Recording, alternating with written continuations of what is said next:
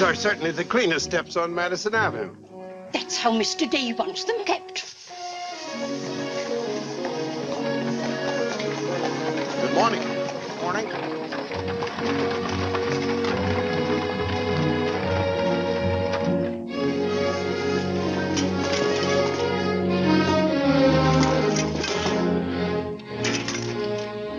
You're new here, aren't you? Just this morning.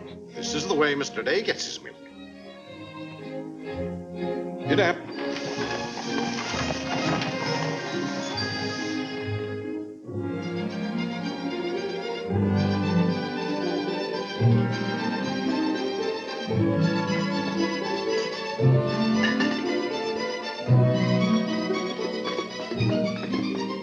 Annie, be careful of this dish. You could burn your hands. And keep the cover on till you're ready to serve them. Mr. Day likes his muffins hot. I'll do that.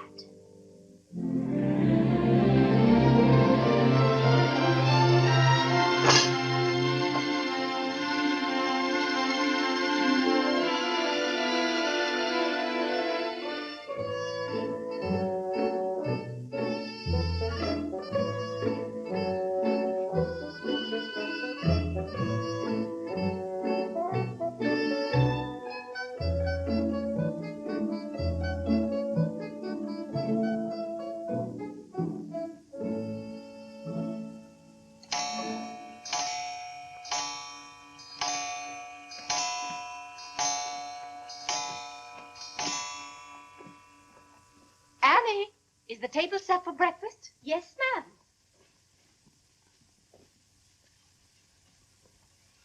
Good morning, ma'am. Good morning, Annie. How are you getting along? All right, ma'am. I hope. Now, don't be nervous just because this is your first day. Everything's going to be all right. But I do hope nothing goes wrong. Oh, no, Annie. The cream and sugar go down at this end. Oh, I thought in the center, ma'am. Everyone could reach the mason. Mr. Day sits here. Oh, excuse me. I didn't know where to place the napkins, ma'am. You can tell by the rings. The boys have their initials. C for Clarence. He sits here. J for John. Here. W for Whitney. He sits over there, next to his father. Yes, ma'am. And the one with the little dog on it is Harlan's, of course. He's the baby. This narrow, plain one is mine. And this is Mr. Day's. It's just like mine, except that it got bent one morning. Oh, and that reminds me, Annie, always have Mr. Day's coffee piping hot. Yes, ma'am. And whenever Mr. Day speaks to you, just say yes, sir. Don't be nervous. You'll get used to him. Yes, ma'am. Oh, that beautiful rubber plant. I'm so glad it came. You mustn't water it every day. Too much moisture makes it very unhappy. Oh, good morning, Mother. I thought you were still upstairs. Good morning, Clarence. Father must be talking to himself. A redhead. Did you sleep well, Mother? Yes, thank you, dear. Golly, I'm hungry. Oh, and Annie, we always start with fruit in the morning, except the two younger boys who have their porridge and milk. Jiminy, another wreck on the New Haven. That always disturbs the stock market. Father won't like that. I do wish the New Haven would stop having wrecks if they knew how it upset your father. My soul and body, Clarence, what's happened to your coat? Oh, it ripped open again. Margaret mended it for me, but it won't stay mended. Oh, dear. Well, I'll just have to speak to your father about a new suit of clothes. Clarence, why did you take my H2S so far out of our clothes closet? I've told you 100 times that closet's not to make experiments in. Two. Good morning, Mother. John, have you been making those chemical smells again? No, Mother. I'm making an electric battery. It'll ring a bell and everything. You know your father doesn't like electricity. But, Mother, everything's going to be electricity. Not in this house. Oh, God! What's the matter, Claire? What's wrong? Where's my necktie? Which necktie? The one I gave you yesterday. It isn't pressed yet. I forgot to give it to Margaret. I told you distinctly I wanted to wear that necktie today. You've got plenty of neckties. Put on another one right away and come down to breakfast. I don't know what this world's coming to. Mother, may I have my breakfast early? I'm going to play baseball. 3. Whitney, before you leave the house, you have to study your catechism. But, Mother, they're going to let me pitch today. Good morning. Who won? The Giants, 7-3. Buck Ewing hit a home run. Let me see. Boys, don't wrinkle the paper before your father sees it. Mother, could you ask me my catechism now? I think I know it. Well, let's see. What is your name? Whitney Benjamin. Who gave you your... Come and help me down, Mother. There are steps to come down, Mom. Good morning, darling. Good morning, Mother. How's your finger? It itches. Good, that's a sign it's getting better. Come along. Oh.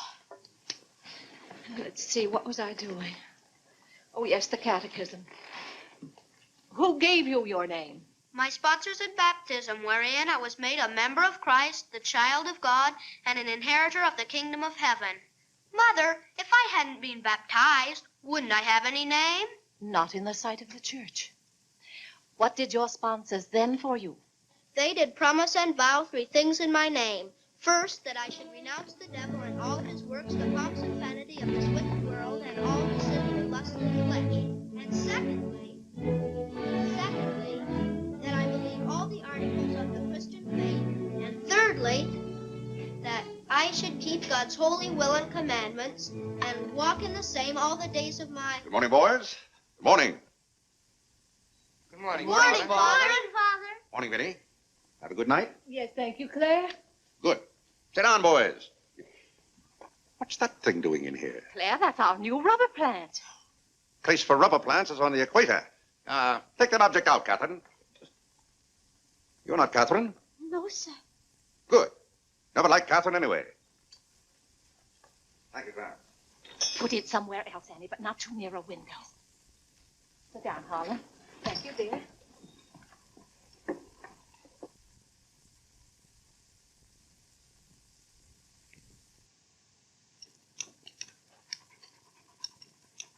Where did that dog come from? She'll behave, Mother. I've talked to her. What did you say?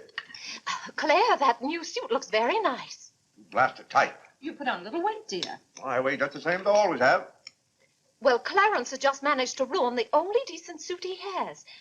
I'm sorry, but I'm afraid he'll need a new suit of clothes. Vinny, Clarence has to learn not to be so hard on his clothes. But, Father, I thought... When you start in Yale in the fall, you'll be completely outfitted. But nothing this summer. Can't I have one of your old suits cut down for me? Every suit I own still has plenty of wear in it. I wear my clothes until they're worn out. Well, if you want your clothes worn out, Clarence can wear them out much faster than you can. Yes, and, Father, you never get a chance to wear yours out. Every time you get a new batch of clothes, Mother sends the old ones to the missionary barrel. I guess I'm just as good as any old missionary. Clarence, before you compare yourself to a missionary, remember the sacrifices they make. Oh, I don't know, Vinny. I think my clothes would look better on Clarence than on some Hottentot.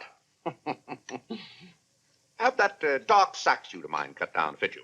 Oh, thank you, Father. One of Father's suits. Thank you, sir. In return for that, Clarence, I want you to practice more often on your violin. Whitney, don't eat so fast. Well, Father, I'm going to pitch today. But before I go, I have to study my catechism. What do you bother with that for? Because if he doesn't know his catechism, he can't be confirmed. But Vinny, Whitney's going to pitch today. He can be confirmed any old time.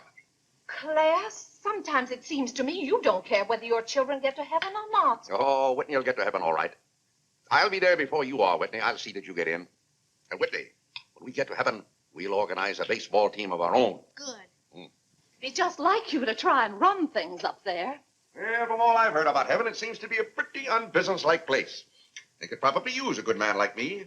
What makes you so sure they'll let you into heaven? Well, if they don't, I'll certainly raise a devil of a row.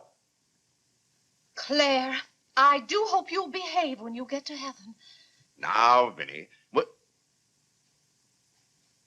Vinny, how many times have I asked you not to engage a maid who doesn't know how to serve properly? Claire, can't you see she's new and doing her best?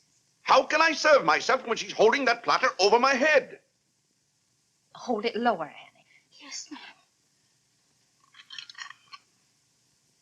What became of the one we had yesterday? I don't know why you can't keep a maid. Oh, you don't? Why on earth can't you run your house the way I run my office? All I want is service. What the devil's that noise? It's Annie. Annie? Who's Annie? The maid. I'll take it, Annie. Claire, aren't you ashamed of yourself? What have I done now? You made her cry speaking to her the way you did. I never said a word to her. I was addressing myself to you. I do wish you'd be more careful. It's hard enough to keep a maid, and the uniforms just fit this one.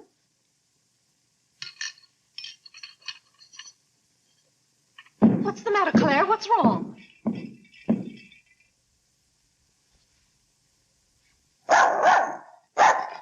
What in the name of...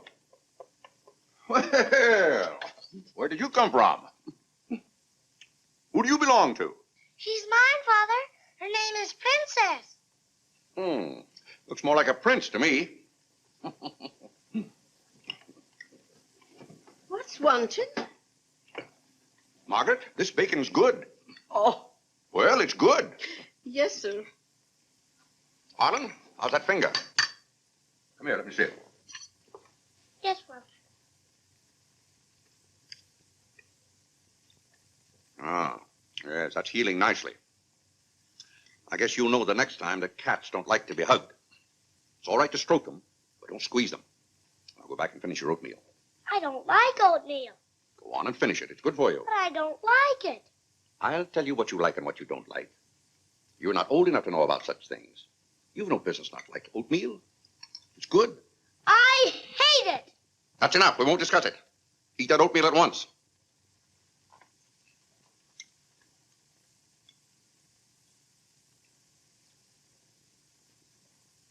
Ah.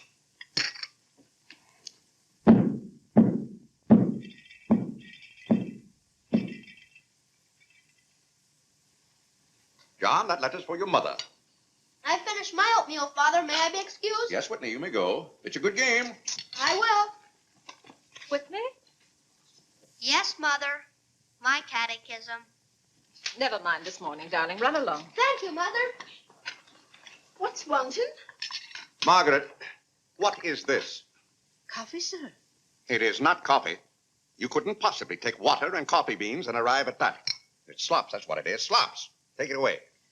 I come down to this table every morning hungry. Well, if you're hungry, Claire, why aren't you eating your breakfast? I am. Aunt Judith wants me to come up and visit her. Now, Vinny, I want no more relatives in this house. We are going to live here by ourselves, in peace and comfort. Claire, I was saying Aunt Judith wants me to visit her. Oh. Eat your oatmeal, dear. Now, what on earth is this? Dear friend Day, we are assigning you the exclusive rights to Staten Island for selling the Gem Home Pop-Up of popcorn. I think that's for me, Father. But then why isn't it addressed to Clarence Day, Jr.? Oh, it is. I wouldn't get mixed up in popcorn, Clarence. It's too indigestible. Confound it, another wreck on the New Haven.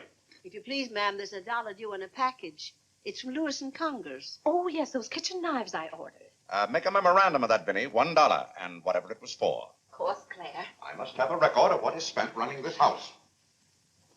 I've never understood what good a record is after the money's gone. There's just $1, Margaret. Vinny, this house must be run on a business basis. Of course, dear. That's what the household accounts are for. Oh, Claire, it's 8:30. You don't want to be late at the office. Plenty of time. Annie, clear the table now. Yes, ma'am, I'll do that. Clarence, John, Yes, Mother? you boys go up and move the small bureau from my room into yours. Who's coming? Cousin Cora, and she's bringing a friend with her, a young girl. A girl? You'll have to help entertain her, Clarence. Oh, Mother, do I have to? Wait till Father finds out we've got visitors. There'll be a rumpus. John, don't criticize your father. He's very hospitable. After he gets used to the idea. I like coffee, I like tea, I like the girls, and the girls like me. Well, I don't like girls, and they don't like me. Oh, yeah! Go on, boys, go on. What's the matter, Claire? What's wrong? How did that get in this room? Now, Claire, how was the new maid to know? Keep that abomination out of here. All right, I'll take it. Oh, Claire, dear, I'm afraid I'm going to need some more money. You were complaining about the coffee this morning. Well, that nice French drip coffee pot is broken, and you know how it got broken. Yeah, never mind that, Vinny. As I remember, that coffee pot cost $5 and something. I'll give you $6. When you get it, Vinny, Enter the exact amount in the ledger. Of course, Claire. We can't go on month after month having the household accounts in such a mess. No. And I've thought of a system that will make my bookkeeping perfect. Well, I'm certainly relieved to hear that. All we have to do is open charge accounts everywhere, and the stores will do my bookkeeping for me. Now, wait a minute, Vinny. Then, when the bills come in, you'd know exactly where your money had gone. Yes, I certainly would. Vinny, we get enough bills as it is. Claire, dear, don't you hate those arguments we have every month? I certainly do. Not to have those, I should think, would be worth something to you. Well, I'll open an account at Lewis and Conger's and one at McCreary's to start with. Thank you, Claire. We'll see how it works out. Thank you. Oh, the rector's coming to tea today. The rector? Well, I'm glad you warned me. I'll go to the club. Don't expect me home until dinner time. Claire, dear, I do wish you'd take a little more interest in the church. Getting me into heaven is your business, Vinny. If there's anything wrong with my ticket when I get there, you can fix it up. Everybody loves you so much, I'm sure God must too. I'll do my best, Claire. It wouldn't be heaven without you. If you're there, Vinny, I'll manage to get in some way, even if I have to climb the fence. Sweet Marie, come to me, sweet Marie.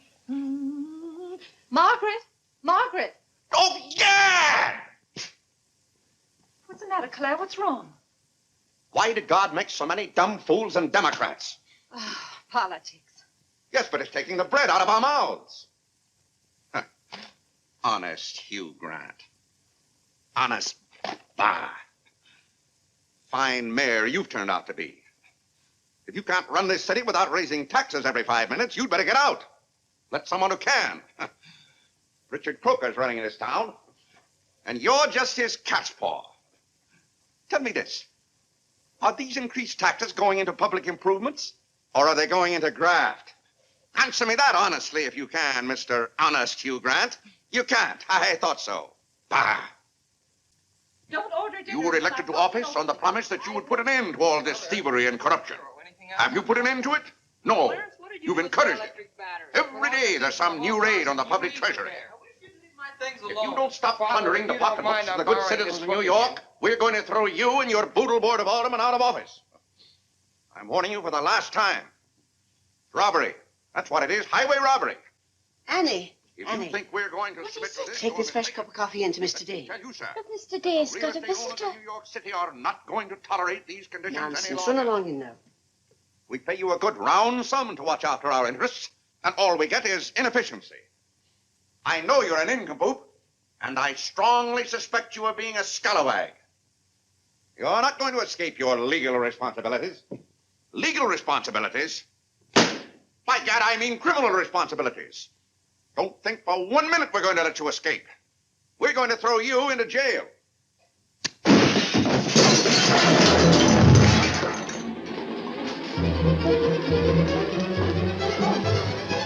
Annie, are you hurt? He can't throw me into jail. Vinny? Vinny, why can't I have quiet here in the morning? Claire, what happened? It sounded to me as though that maid dropped a whole tray of dishes. Yes, but what did you say to her? Say to her? I haven't seen her since breakfast. I've got to get to the office. Oh, yes, Claire, you don't want to be late. I'll be home in plenty of time for dinner. Why don't we have chicken fricassee tonight? Well, Claire, chicken's gone up. It's 8 cents a pound.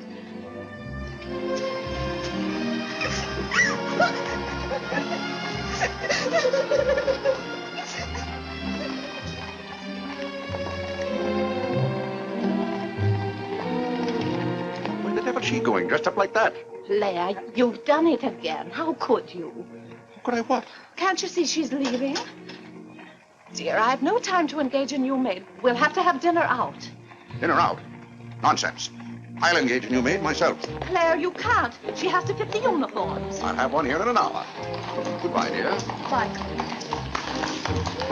Good morning, Mr. Day. On your way to the office? Yes, Clarence. Good morning. Mrs. Day? Good morning, Mr. Day. Good morning, Jim.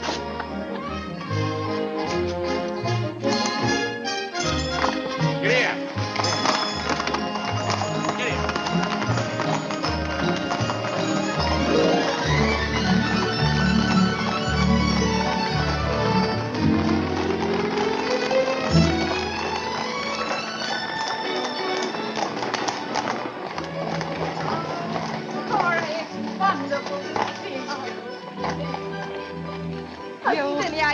getting younger and prettier every year. Oh, this is Mary Skinner. Ed Skinner's daughter. My goodness, I never would have known you.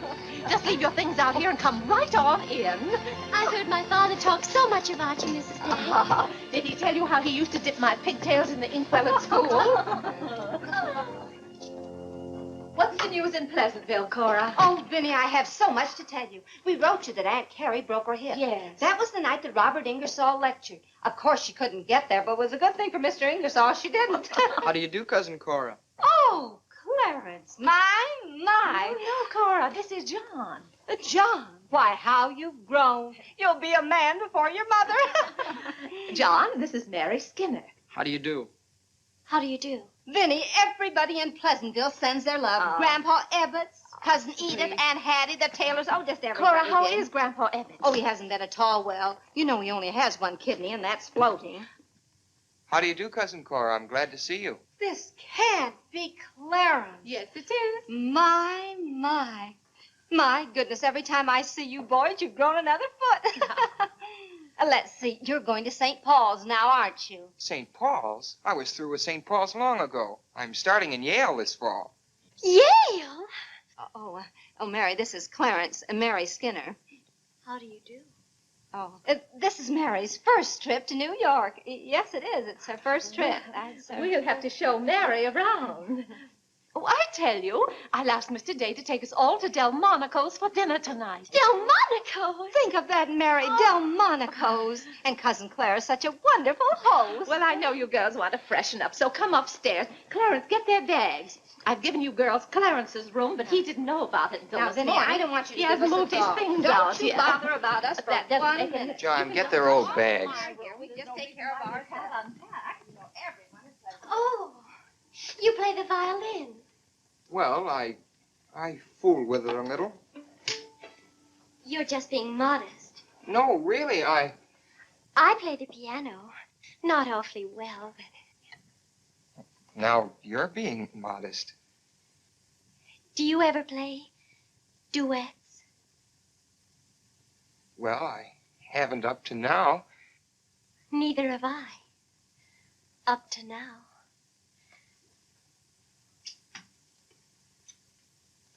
Cora didn't tell me about you. I never met a Yale man before.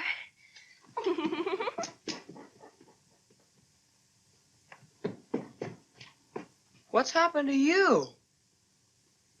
Nothing. I feel fine.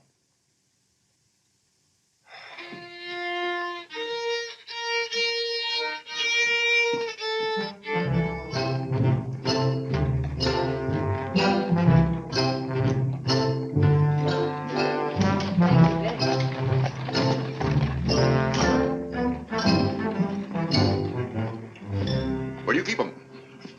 Do you wish a domestic servant? Where do you keep them? I will take your name and address. Confound it, I'm late at the office now. If you will give me the details as to what kind of person you require. I'm asking you where you keep them. Why, the girls are in there, but clients are not allowed in that room. If you will tell me the kind of a position you wish to have filled, I will be very glad to...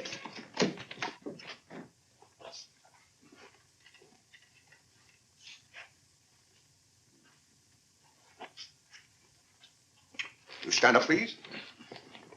Sir, this is quite against the rules. I must know what you want the girl for. I'll take that one. What's your name? Hilda, sir. Hilda, you go right over to 420 Madison Avenue. I will, sir. That's all, thank you. Sir, before I can let any girl go from this establishment, I must know the character of the home in which she will be employed. Madam, I am the character of my home. My duty toward my neighbor is to love him as myself and to do unto all men as They should do unto me. As they should do unto me. He really knows it. Well, he's done very well for so young a boy. May I go now? Yes, darling. Thank you, Dr. Lloyd. Not at all. Come on, Harlan. Wait for me. Ah, you and Mr. Day must be very proud of your children. I was hoping I'd find Mr. Day at home this afternoon. Well, he's usually home from the office by this time. Perhaps he's gone for a gallop in the park. It's such a fine day. He's very fond of horseback riding, I believe. Oh, yes. Tell me, has he ever been thrown from a horse? Oh, no. No horse would throw Mr. Day. I just thought he might have had some accident. I notice he never kneels in church. Oh, that's no accident. But I don't want you to think he doesn't pray. He does. Why, sometimes you can hear him all over the house. But he never kneels.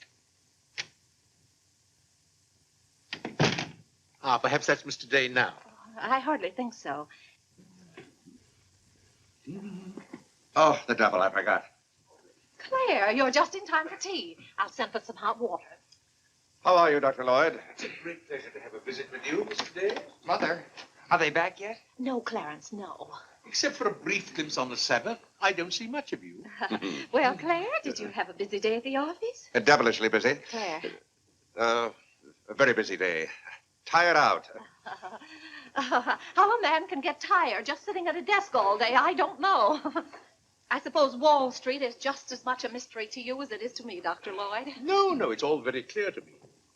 My mind often goes to the businessman.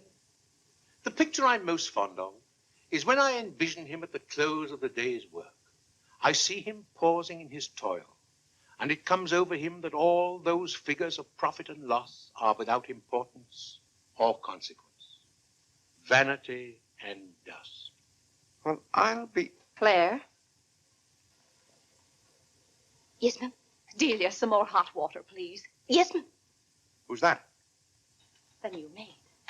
Where's the one I sent this morning? The uniform didn't fit. I like the one I picked out better. Claire, Dr. Lloyd wants to tell us about the plans for the new edifice. The new what? The new church. You knew we were planning to build a new church. Of course, we're going to have to raise a large sum of money. Well, personally, I'm against the church hopping, skipping, and jumping all over the town. So any contribution I make will have to be a small one. The amount everyone is to subscribe has already been decided. Who decided it? After considerable thought, we voted that our supporting members should each contribute a sum equal to the cost of their pew. I paid $5,000 for my pew. Yes, Claire, that makes our contribution $5,000. That's robbery. Do you know what that pew was worth today? $3,000. That's what the last one sold for. I've taken a dead loss of $2,000 on that pew already. Huh. Frank Baggs sold me that pew when the market was at its peak. He knew when to get out. And I'm warning you, Vinny, if the market ever goes up, I'm going to unload that pew. Clarence Day, how can you speak of the temple of the Lord as though it was something to be bought and sold on Wall Street? Now, Mrs. Day, your husband is a practical man. We've had to be practical about the new church. We have all the facts and figures. Oh? What's the property worth where we are now? Oh, let's see. Is it $40,000? I know the figure has a 4 in it. What's the new piece of property going to cost you? I think the figure I heard mentioned was $85,000. Or was it $185,000? Dr. Lloyd, you preach that someday we'll all have to answer to God. We shall indeed. Well, I hope God doesn't ask you any questions with figures in them. Mrs. Day is in the living room. Thank you. It's Cousin Cora. Hmm? She's passing through town. Oh. Well. Oh, hello. Hello. Hello. Thank you for helping me. Come, Mary. Oh, Vinny, what a day. We've been in every shop in town. Why, Cousin Claire. Cora! My. You're as welcome as the flowers in May. This is Mary Skinner, Mr. Day. How do you do? I've been telling Mary all about you. She's been dying to meet you. Well. Dr. Lloyd, I want you to meet my favorite cousin, Miss Cartwright. How do you do? And this is Mary Skinner. Miss Skinner, Dr. Lloyd. How do you do? How do you do?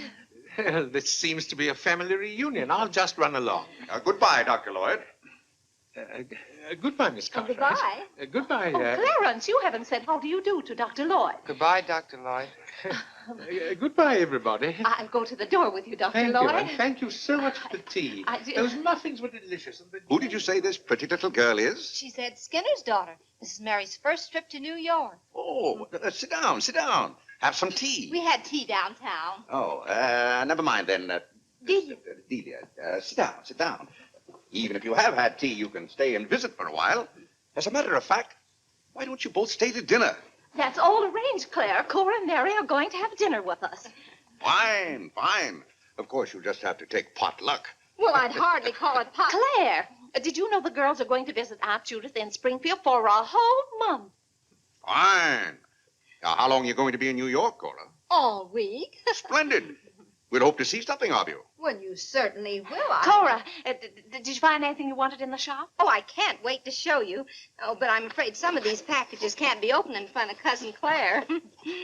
Shall I leave the room?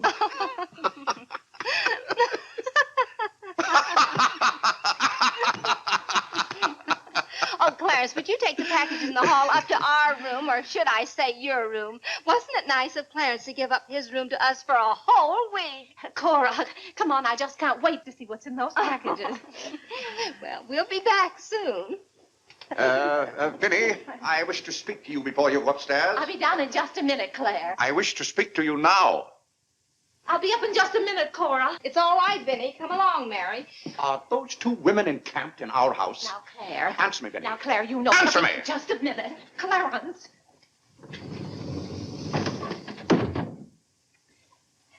Now, Claire, you know you've always been fond of Cora. What has that to do with her planking herself down in my house and bringing hordes of strangers with her? How can you call that sweet little girl a horde of strangers? Why don't they go to a hotel?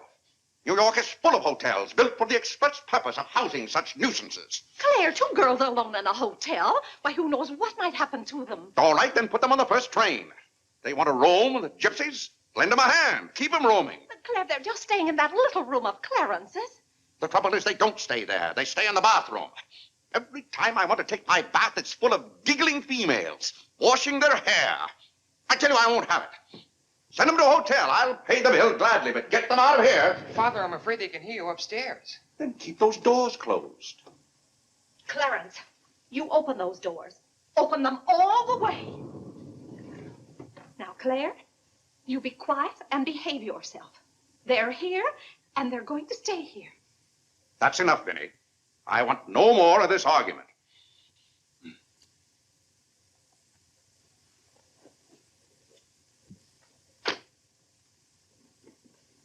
Oh, what I don't understand is why this swarm of locusts always descends on us without any warning. Oh, thunder.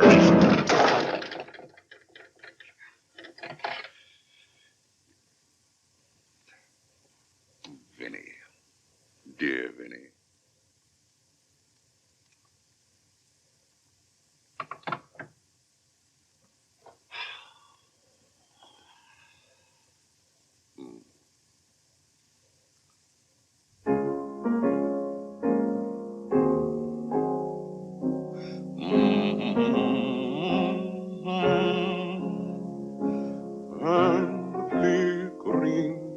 Shadows softly come and go. Though my heart be weary. Father, may I go along with the rest of you to Delmonico's? What's that, Delmonico's? You're taking Mother, Cousin Cora, and Miss Skinner to Delmonico's for dinner tonight.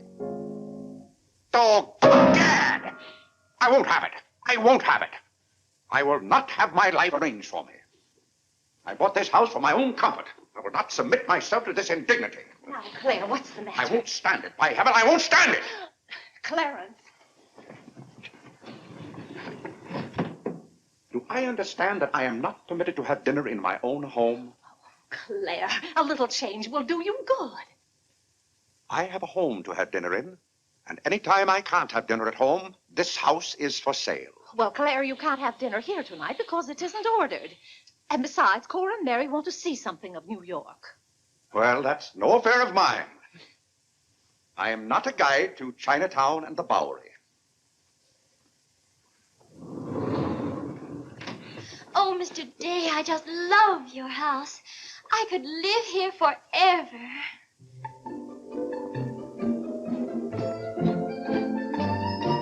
Cora's waiting for you, Mrs. Day. Oh, yes, I'll run right up.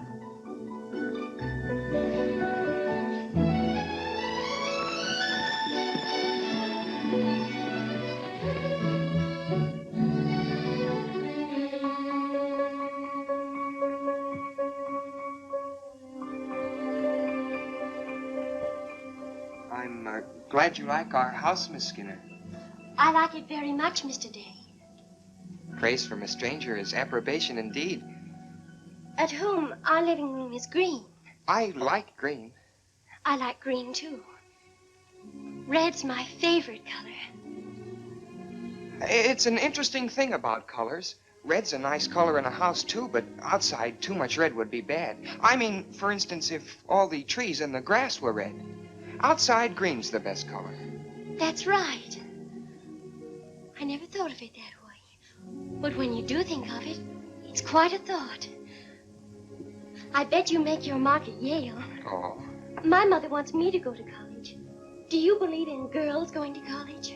I guess it's all right if they want to waste that much time. Before they get married, I mean. I'm glad you're fond of music, Mr. Day. Oh, hello. Look, a new youth companion. John enjoys the youth's companion. John.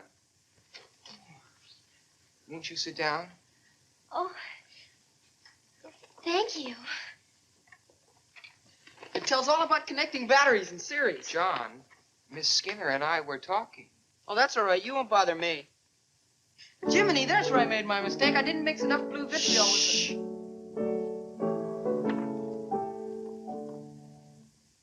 Oh, don't stop. Can you play that? I'm afraid not. Can you play Sweet Genevieve? That's my favorite. Not without my music. Hymns are nice, don't you think? I like this one.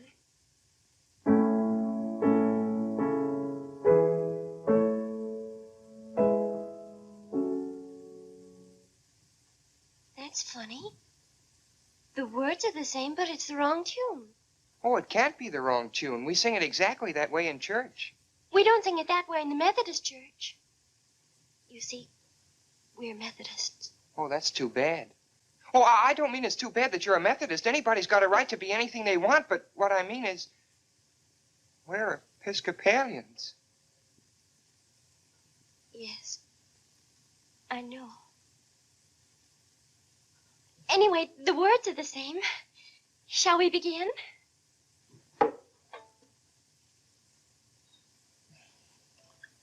Now.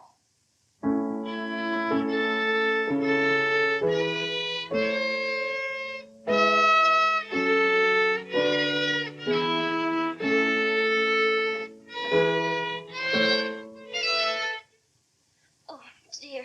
Well, what's wrong? Shall we try again?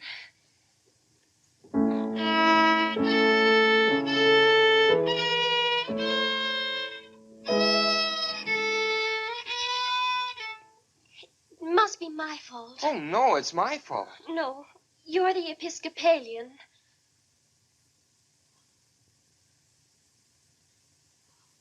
I just remembered something. My father was an Episcopalian. He was baptized an Episcopalian. He was an Episcopalian right up to the time he married my mother. She was the Methodist. Oh. Oh, well, let's try it again then.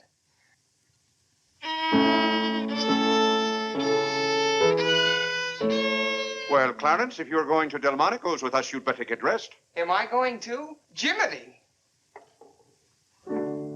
Thank you, Father. Be ready in just a minute, Mother. Minnie, that young lady looks about the same age you were when I came out to Pleasantville to rescue you. Rescue me? You came out there to talk me into marrying you. Well, it worked out just the same. Ah.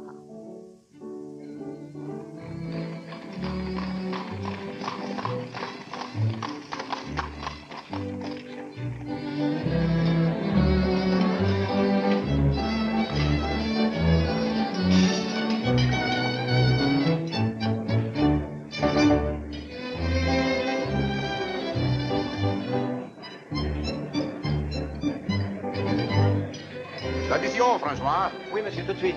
Louis, l'addition pour monsieur Day. Oui, monsieur. Alors, vite, vite, tout de suite. Alors, vite, vite, tout de suite. Cette sauce diable était délicieuse. Merci, monsieur. Je suis content que monsieur soit satisfait. Merci, monsieur. Bon. France. Oui. No cooking like the French. Claire, it was so nice of you to invite Cora and Mary here their first night. It's been a pleasure. Mr. Day, have you always been an Episcopalian? I've always gone to the Episcopal Church, yes. But you weren't baptized a Methodist or anything, were you? You were baptized an Episcopalian? Come to think of it, I don't believe I was ever baptized at all. Claire, that's not very funny, joking about a subject like that. I'm not joking. I remember now, I never was baptized. Claire, that's ridiculous. Everybody's baptized. What? I'm not. No one would keep a little baby from being baptized. You know father or mother, free thinkers, both of them. They felt their children should decide those things for themselves. But Claire... I remember when I was 10 or 12 years old, Mother set out to give some thought to it, but I never got around to having it done to me. Claire, do you know what you're saying? Yes, I'm saying I've never been baptized. Then something's got to be done about it right away. Now, Fiddy, don't get excited over nothing. Why haven't you ever told me? Well, what difference does it make? I've never heard of anyone who wasn't baptized. Even the savages in darkest Africa. Well, it's all right for savages and children. But if an oversight was made in my case, it's too late to correct it now.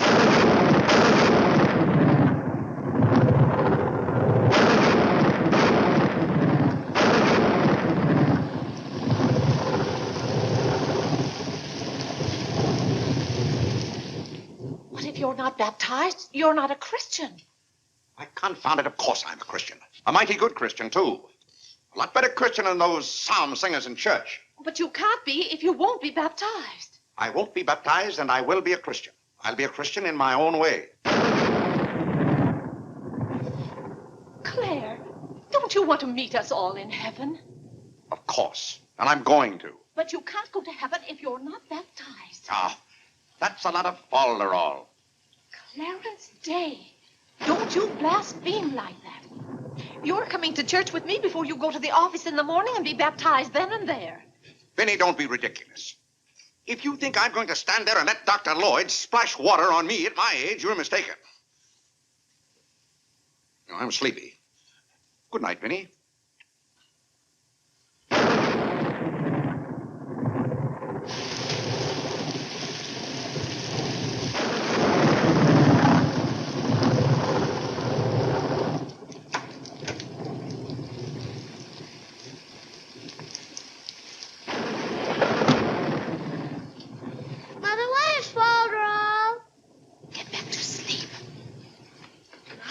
Yes, Whitney. If Father hasn't been baptized, he hasn't any name.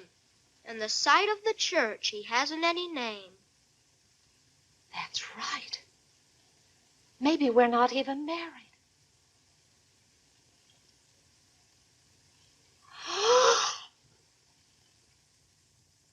We, thine unworthy servants, do give thee most humble and hearty thanks for all thy goodness and loving kindness to us and to all men. We bless thee for our creation, preservation, and all the blessings of this life. But above all, for thine inestimable love in the redemption of the world by our Lord Jesus Christ. For the means of grace, for the hope of glory. And we beseech thee, give us that due sense of all thy mercies, that our hearts may be unfeignedly thankful. And that we show forth to Neil. Not only with our lips, Clarence to Neil. By giving up ourselves to thy Clarence to Neil. And by walking before thee in holiness and Mother says Neil. All our days. Through Jesus Christ our Lord, to whom He says he can. With thee, He says he Holy can. Ghost, be all honor and glory, world without end. Amen. The grace of our Lord Jesus Christ, and the love of God, and the fellowship of the Holy Ghost, be with us all evermore. Amen. Amen.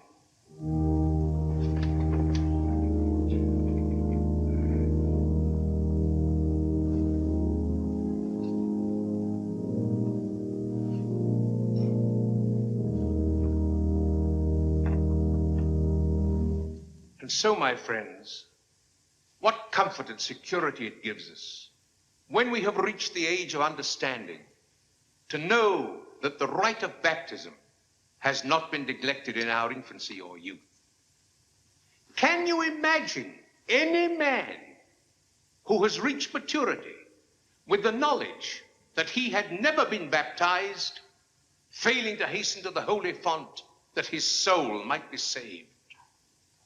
As it says in the baptismal office, except a man be born of water and of the Spirit, he cannot enter into the kingdom of God. He that believeth and is baptized shall be saved, but he that believeth not shall be damned. What's that fellow up to? He can't be. Which also showeth us the great benefit we reap thereby. No, Father. Shh. He that is baptized showeth great benefit. No, Father. But he that believeth not, No, Father. Shh. cannot enter into the kingdom of God. Mama says, shh. For the promise is to you and to your children. Doubt ye not, therefore, but earnestly believe.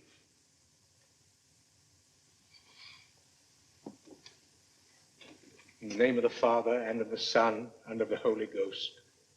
Amen. Amen.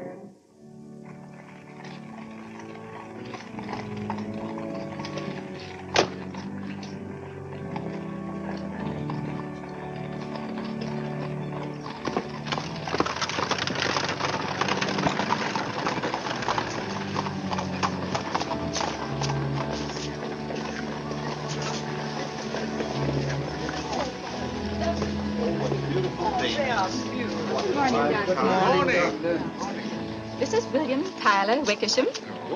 And this is Wilhelmina Eugenia Wickersham. What a lovely day for them to be baptized. The happiest day of my life.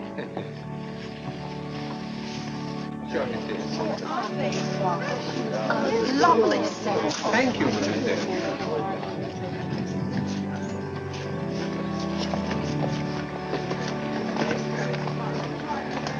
Claire, you know I didn't ask Dr. Lloyd to do that. You must have said something. Well, I had to find out from him if we were really married. I am married and I'm not baptized. And as far as I'm concerned, the whole congregation can know it. They certainly know it now. That suits me.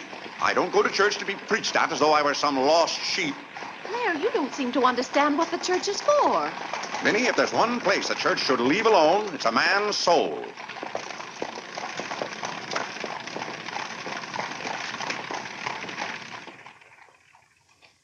Well, he's going to be baptized, Cora. You mark my word. I just couldn't go to heaven without Claire. Why, I get lonesome for him even when I go to Ohio. It's awfully hard on a woman to love a man like Claire so much. Oh, men are so aggravating. They take everything for granted. They certainly do. You know, I don't believe Claire's come right out and told me he loves me since we've been married. Of course, I know he does because I keep reminding him of it. You have to keep reminding them, Cora. Minnie, the table isn't set for dinner yet. I'll be back in a minute, Cora. We're having it after Cora and Mary go to the train. Their cab's coming at 1 o'clock. Cab? The horse cars go right past the door. But, Claire, they have those heavy bags. Cabs are a waste of money. Well, if dinner's going to be delayed, I'll work on this month's bills. Where are they? Now, Claire, it isn't fair to go over the household accounts when you're hungry. Vinny, where are those bills? They're in the library on your desk. Oh. I didn't know dinner was going to be late. No one ever tells me anything in this house. Back home, I ride all the time. I love horses. The horse is my favorite animal. Well, goodness, where have you two been? Clarence wanted to show me his grandfather's house. You'll have to hurry and finish your packing. It won't take me long. Can I help you pack? Clarence! Clarence? Why didn't you kneel in church today? I just couldn't. If it's because your father doesn't kneel, you must remember he wasn't brought up to kneel in church. But you were. Has it anything to do with Mary? I know she's a Methodist. Oh, no, Mother. Methodists kneel. Mary told me. They don't get up and down so much, but they stay down longer. Clarence, you want to kneel, don't you? Oh, yes, I wanted to kneel today. I tried. You saw me try, but I just couldn't. Is that suit of your father's too tight for you? No, it's not too tight. Well, what is it? Mother, very peculiar things have happened to me since I started to wear this suit. I can't seem to make these clothes do anything Father wouldn't do. Oh, that's nonsense, Clarence. And not to kneel in church is a sacrilege. Making Father's trousers kneel seemed more of a sacrilege. Clarence! Do you know what happened at Dura Wakefield's party for Mary last night? We were playing musical chairs, and some girl sat down suddenly right on my lap. Well, I jumped up so fast she almost got hurt. She was sitting on Father's trousers. Oh, Mother, I've got to have a suit of my own. My soul and body. Well, you'll just have to talk to your father about it. I'm sure if you approach him the right way, you know, tactfully, he'll see. Oh, excuse me. Gracious. It didn't take you very long. Well, I'll see about your box lunch for the train. Remember, it's Sunday.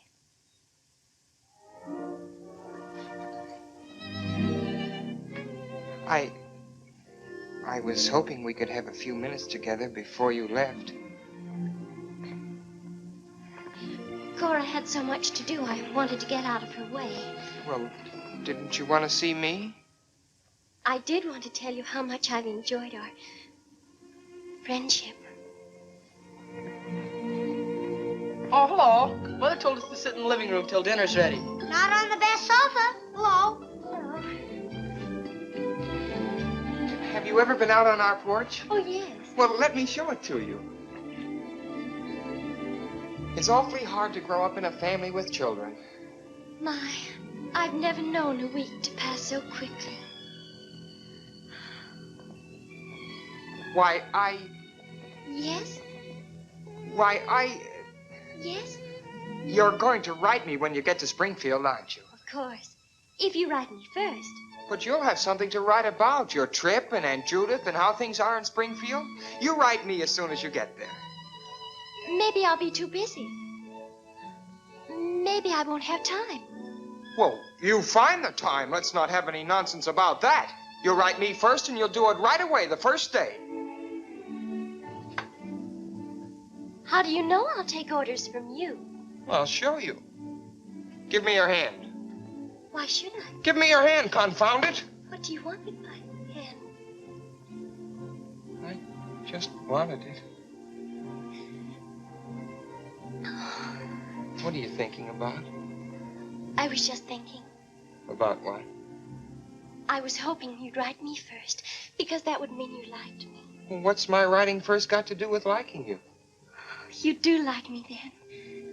Of course I do. I like you better than any girl I ever met. But you don't like me well enough to write first. Well, I don't see how one thing's got anything to do with the other. But a girl can't write first because she's a girl. Well, that's nonsense. If a girl has something to write about and a fellow hasn't, there's no reason why she shouldn't write first. You know, the first few days I was here, you'd do anything for me. And then you changed. You used to be a lot of fun. Then all of a sudden you turned into an old sober sides. Why, you even dress like an old sober sides. What's the matter? I just happened to remember something. What? Oh, I know. It's because this is the last time we'll be together. Mary, please. But, Clarence, we'll see each other in a month when I come back. Oh, Clarence, please write me first, because that'll show me how much you like me. Please. I'll show you how much I like you. Get up, get up! Oh, Mary, don't do that. Please don't do that. Now you'll think I'm just a bold and forward girl. Oh, no, it's not that. Was it because it's Sunday? No, it'd be the same any day. Oh, you just didn't want me sitting on your lap. Oh, it was nice of you to do it. It was nice of me, so you told me to get up. You just couldn't bear to have me sit there. Oh, well, you needn't write me first. You needn't write me any letters at all, because I'll tear them up without opening them. I never want to see you again. Oh, Mary, listen to me. Mary, please. Oh, Mary.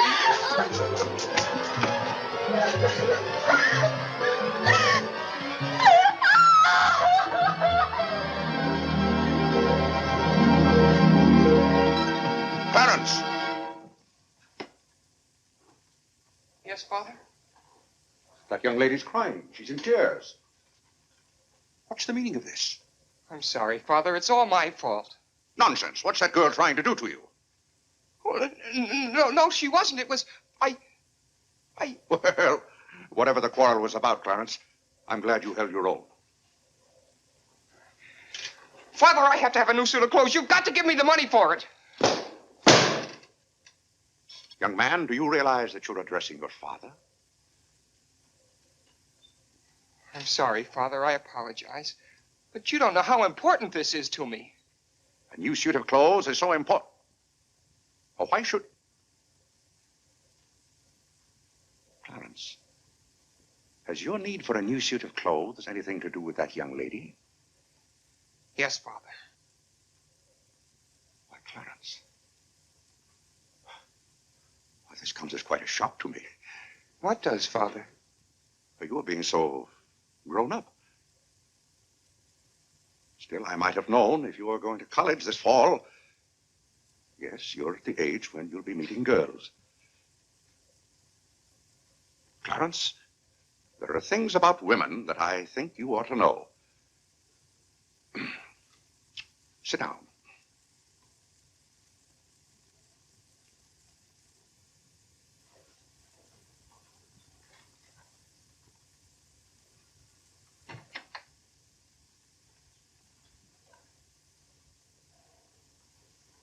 Yes, I think it's better for you to hear this from me than to have to learn it for yourself. Clarence, women aren't the angels that you think they are. Well, now, first let me explain this to you. You see, Clarence, we men have to run this world, and it's not an easy job. It takes work, and it takes thinking. A man has to reason things out. Now, you take a woman. A woman thinks... No, I'm wrong right there. A woman doesn't think at all. She gets stirred up. And she gets stirred up over the most confounded things. Now, I love my wife just as much as any man, but that doesn't mean that I should stand for a lot of falderall. By gad, I won't stand for it. Stand for what, Father? That's the one thing I shall not submit myself to. Clarence, if a man thinks a certain thing is wrong, he shouldn't do it. If he thinks it's right, he should do it. Now, that has nothing to do with whether he loves his wife or not. Who says it has, Father? They do. Who, sir? Women. They get stirred up. And then they try to get you stirred up, too. But don't you let them do it, Clarence. Don't you let them do it. Now, if you can keep reason and logic in the argument, a man can hold his own, of course. But if they can switch you, pretty soon the argument's about whether you love them or not. I swear I don't know how they do it. But don't you let them, Clarence. Don't you let them. I see what you mean so far, Father. If you don't watch yourself, love can make you do a lot of things you don't want to do. Exactly. But if you do watch out and know just how to handle women, then you'll be all right. All a man has to do is be firm. You know how sometimes I have to be firm with your mother. Yes, but Father, what can you do when they cry? Well, that's quite a question. You just have to make them understand that what you're doing is for their good. I see. Now, Clarence, you know all about women.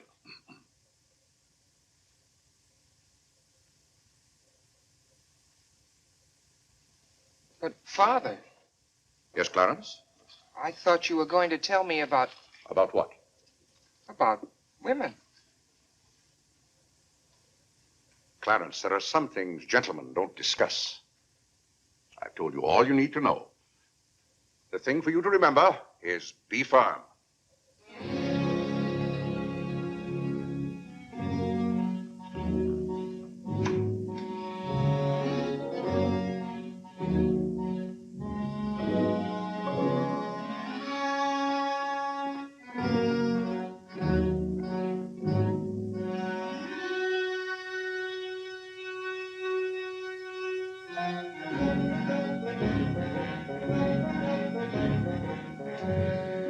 Mary, when you get to Springfield, the very first thing you...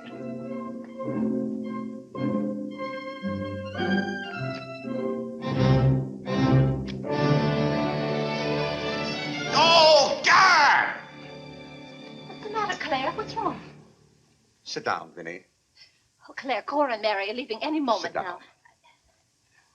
Vinny, you know I like to live well, and I want my family to live well. But this house must be run on a business basis. I must know how much money I'm spending and what for. For instance, if you recall, a week ago I gave you $6 to buy a new coffee pot. Yes, because you broke the old one. You threw it right on the floor. I'm not talking about that. Now I find here among my... It was a pity to break that nice coffee pot, Claire. It was imported from France, and that little shop has stopped selling them. But what has that They to... said the tariff wouldn't let them, and that's your fault because you're always voting to raise the tariff. The tariff protects America against cheap foreign labor. Now, this bill... The tariff does nothing but put up the prices, and that's hard on everybody, especially the farmer. Vinny, I wish to heaven you wouldn't talk about matters you don't know anything about. I do, too, know about them. Miss Gulick says that every intelligent woman should have some opinion Who, about... may I ask, is Miss Gulick? She's the current events woman I told you about, and the tickets are $1 every Tuesday. Do you mean to tell me that a pack of idle-minded females pay $1 apiece to hear another female gabble about the events of the day? Listen to me if you want to know anything about the events of the day. But you get so excited, Claire. And besides, Miss Gulick says that our president, whom you're always belittling, prays to God for guidance. Vinny, what happened to that $6? What $6? I gave you $6 to buy a new coffee pot. Now I find that you apparently got one of you was in Congress and charged it. Here's the bill. One coffee pot, $5. So you owe me $1, and you can hand it right over. I'll do nothing of the kind. What did you do with that $6? Well, Claire, I can't tell you now, dear. Why didn't you ask me at the time? I give up. Wait a minute. I spent $4.50 for that new umbrella. Now we're getting somewhere. One umbrella, $4.50. And that must have been the week I paid Mrs. Tobin for 2 extra days washing. Mrs. Tobin. That's $2 more.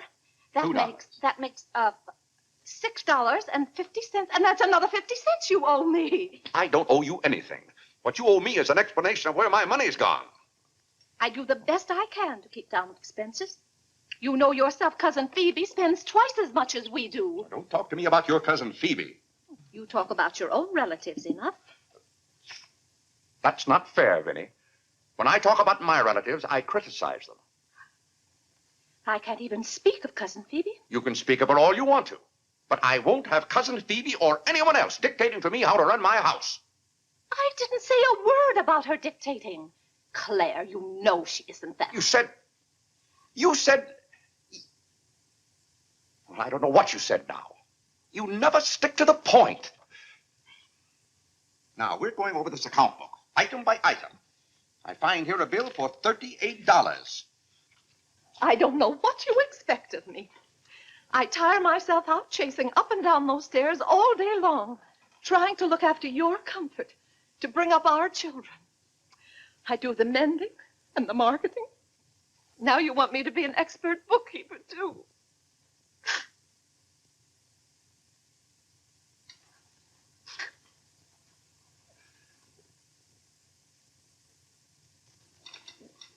Vinny, I want to be reasonable, but can't you understand? I'm doing all this for your own good. Oh. Well, I suppose I'll have to go ahead just paying the bills and hoping I've got enough money in the bank to meet them. But it's all very discouraging. I'll try to do better, Claire. Well, that's all I'm asking.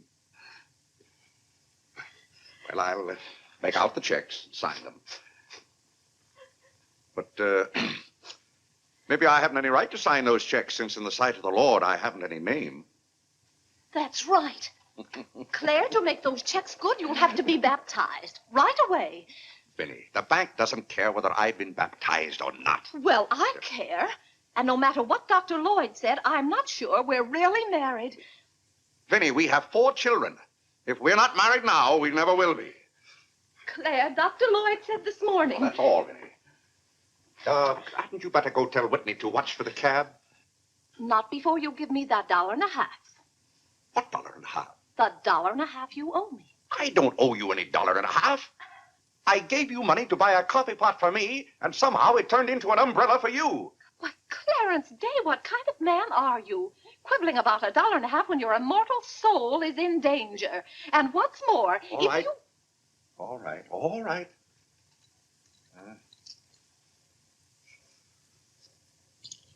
Thank you, Claire.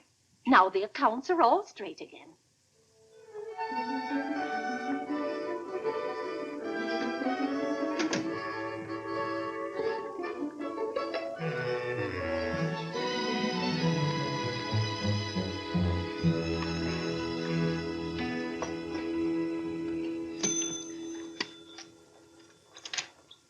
What were you doing down there? I'm setting up this new burglar alarm. I invented it myself.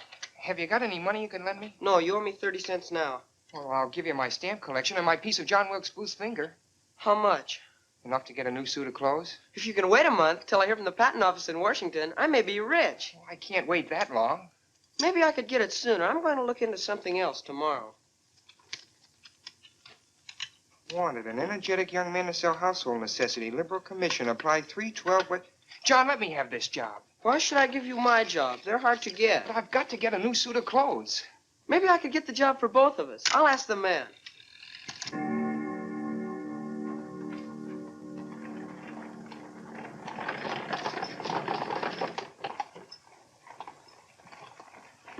The cab's here, Father. Oh, thank you, Whitney. Vinny, Cora, the cab's here. John, go up and get their bags. Yes, sir. Here's the lunch for the train, sir. Take it out to the cab. Who's that one? It's Ellen. Delia left yesterday. I don't know where your mother finds them. Now, Vinny, don't you let Clara worry about us. We have plenty of time. Take the bags right on out, John. Yes, sir. Well, goodbye, Clarence. It was so nice to see you Goodbye, again. Cousin Cora. Goodbye, Whitney. Now, you be a good boy. Goodbye, Cousin Cora. Goodbye, Harlan. Goodbye. Keep out of mischief. Come along, everybody. Don't keep the cab waiting. Cabs cost money. If there's one thing Mr. Day can't stand, it's to keep a cab waiting. If there's any waiting to do, there's a waiting room at the Grand Central Depot just for that. Mary, aren't you even going to shake hands with me? I don't think I'd better. You may remember that when I get too close to you, you feel contaminated. Mary, you're going to write to me, aren't you? Are you going to write first? No, Mary. There are times when a man must be firm. Mary, Mother says you better hurry out before Father starts yelling. It's Sunday. Goodbye, John. I'm very happy to have made your acquaintance. Thank you. May I help you? No, thank you. Take care of yourself. Goodbye, Mr. Day. Goodbye, Mary. Goodbye, Mrs. Day. I've had a wonderful Goodbye, time. Mary.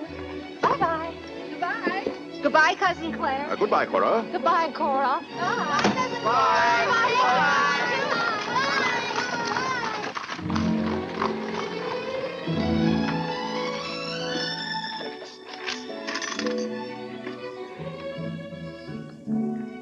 Dear Mary. My duty toward my neighbor is to love him as myself and to do to all men as I would they should do unto me. Has Father gone to the office yet? Come on, let's go over to the ball field. I've got to guard this box till John comes back. It's his burglar alarm. It wouldn't work, so he fixed it. We're going to put it back in the dining room after Father goes to the office. Are there burglars around? Everywhere. Oh. To love, honor, and succor my father and my mother. Why do you have to learn that? Because if I don't, I'll go to hell. Father's going to hell. He is not. Yes, he is, because he isn't baptized. He'll go to hell and burn for 1,000 years. He won't. He won't. He'll be in a lake of fire and brimstone, and 1,000 devils with pitchforks will be poking at him. No, Mother, don't let them. Father will hear you. No, I don't. Oh, come on, you faithful. Oh, come on, What's that noise? Just singing, Father. You boys be quiet. You know your mother isn't feeling well. Yes, Father.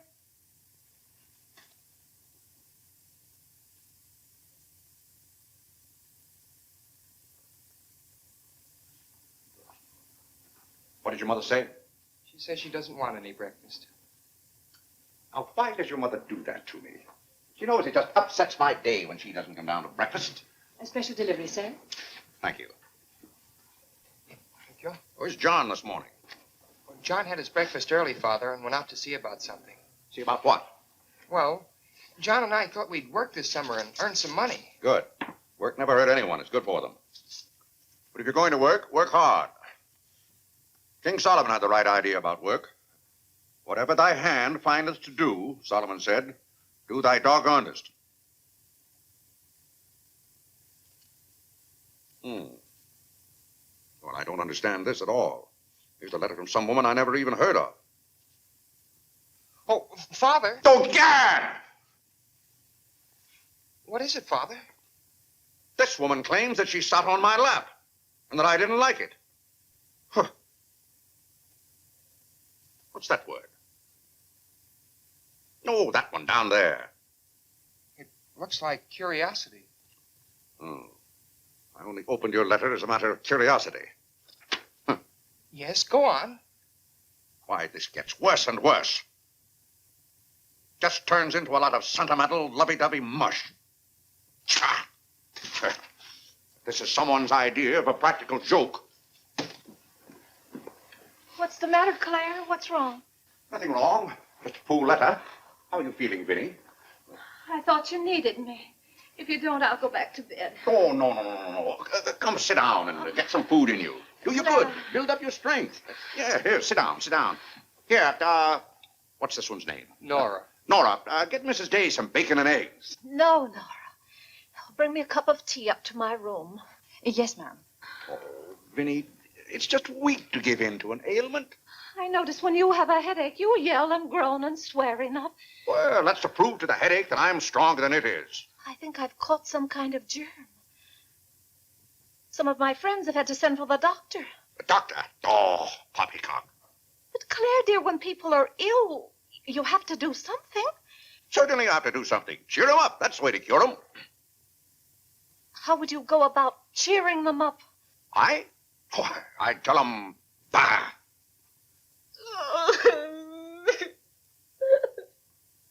What have I done now? Oh, Claire, hush up.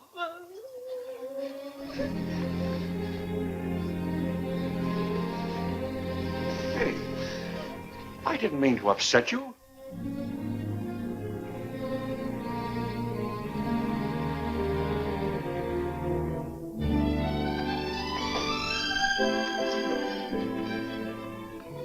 Dear Clarence.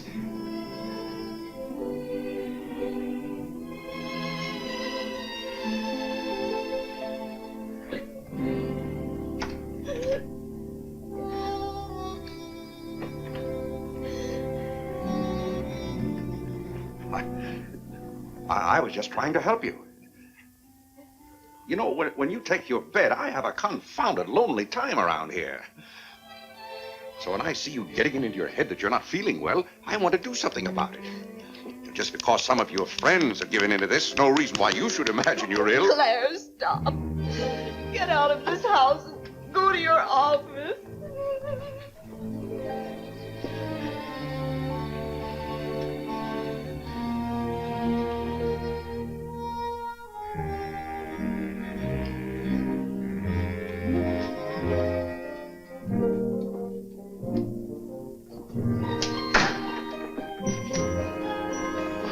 Did you get the job? Yes, for both of us. Look, I've got it with me. What is it? Medicine. Medicine? You took a job for us to go out and sell medicine? But it's wonderful medicine. Look what it cures. A sovereign cure for colds, coughs, catarrh, asthma, quinsy, and sore throat. Poor digestion, summer complaint, colic, dyspepsia, heartburn, and shortness of breath. Lumbago, rheumatism, heart disease, giddiness, and women's complaints. Nervous prostration, St. Vitus dance, jaundice, la grippe, proud flesh, pink eye, seasickness, and pimples. It's made from a secret formula known only to Dr. Bartlett. We get 25 cents commission on every bottle we sell, and he's giving us the territory of all Manhattan Island.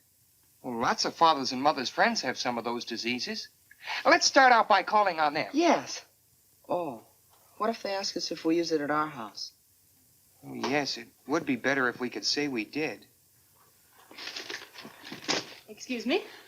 Oh, is that the tea for Mrs. Day? Yes. Oh, I'll take it up to her. Thank you. Right away now, while it's hot. What's the matter with Mother? Oh, I don't know. She was just complaining. Say, it says here it's good for women's complaints. Here.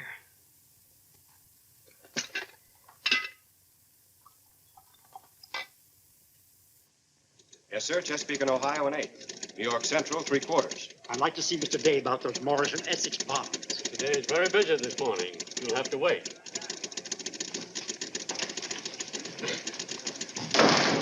Where's Father? Well, Master Whitney, have you come to pay us a visit? Where's Father? He's busy in his office with a customer.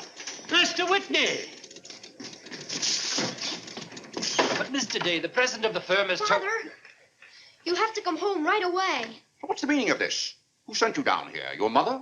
No, sir. Mother's ill. She's terribly ill. Did the doctor send you for me? No, sir. It was Margaret. Margaret? Margaret says you're to come home right away and no nonsense. Perkins, go down and stop the first cab you see. A cab, sir? For you, Mr. Day? Yes, I want a cab, and no nonsense. Yes, sir. I'm sorry, Mr. Hopkins.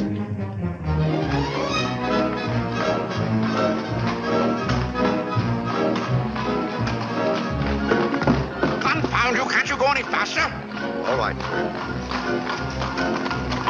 Get up. Get up there, do you hear me? Get up!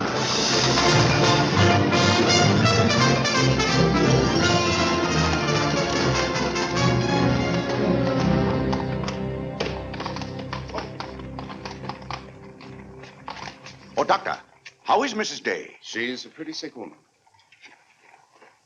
Oh, what's wrong with her? Well, do you know or don't you? What did Mrs. Day have for breakfast this morning? Not a thing. I tried to get her to eat something, and she wouldn't. I can't understand it. Understand what? These violent attacks of nausea. It's almost as though she were poisoned. Poison? Let me take your cab. I'll try not to be gone more than 10 or 15 minutes. And, Mr. Day, you're not to go into a room. You'd better get her well. Right away, or you'll hear from me. Turn west on 47th Street. Get up, get up.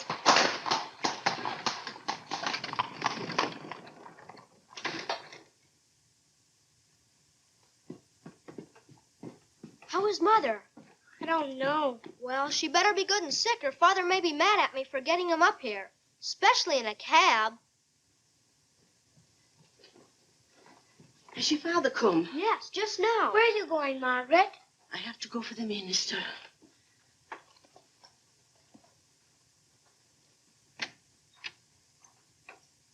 I guess the minister's coming to baptize Father, so I won't have to go to hell. You can't be baptized in a house. You've got to have water. We have lots of water. Not the right kind.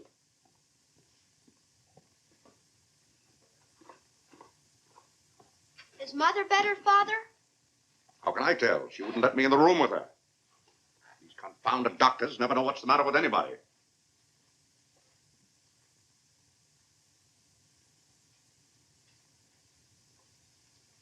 Father,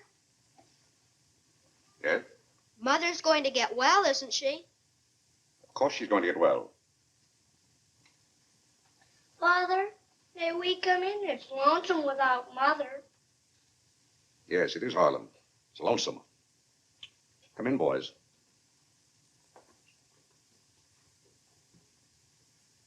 What have you been doing, Harlan? Nothing. They won't let me upstairs. What about you, Whitney? I was supposed to learn the rest of my catechism. Will you hear me, Father?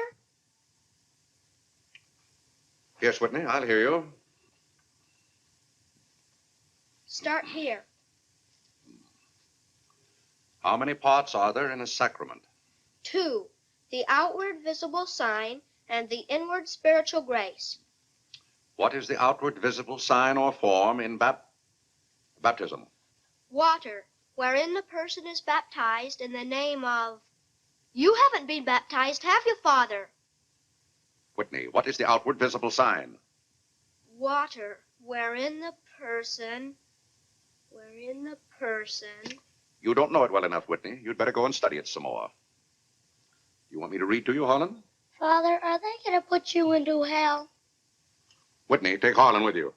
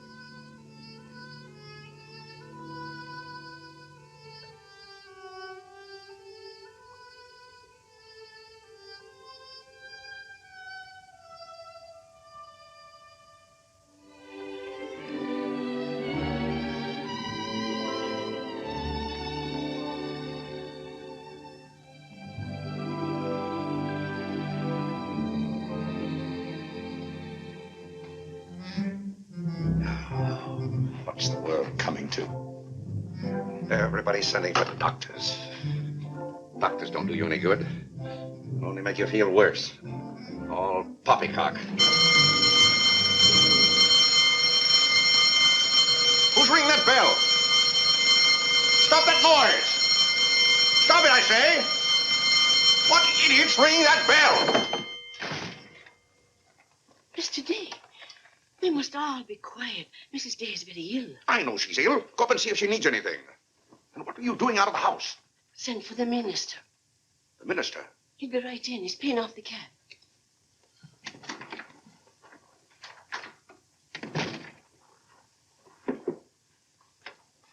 I was deeply shocked to learn the serious nature of Mrs. Day's illness. Will you take me up to her? She's resting now. She can't be disturbed. The doctor will be back in a minute. Mrs. Day has been a tower of strength in the parish. Everyone liked her so much. Yes, she was a fine woman. I wish to heaven you wouldn't talk about Mrs. Day as if she were dead.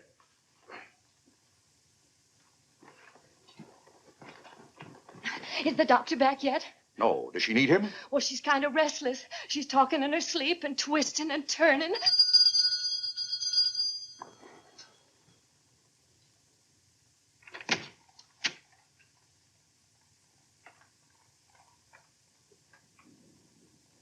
Well, Doctor, it seems to me that was a pretty long 10 minutes. See here, Mr. Day, if I'm to handle this case... How can you handle it if you're out of the house? Who is this? It's Dr. Summers. How do you do? I felt that Mrs. Day's condition warranted my getting Dr. Summers here as soon as possible for consultation. I hope that meets with your approval. Why, yes, of course. Anything that can be done. Upstairs, Doctor. Pardon me.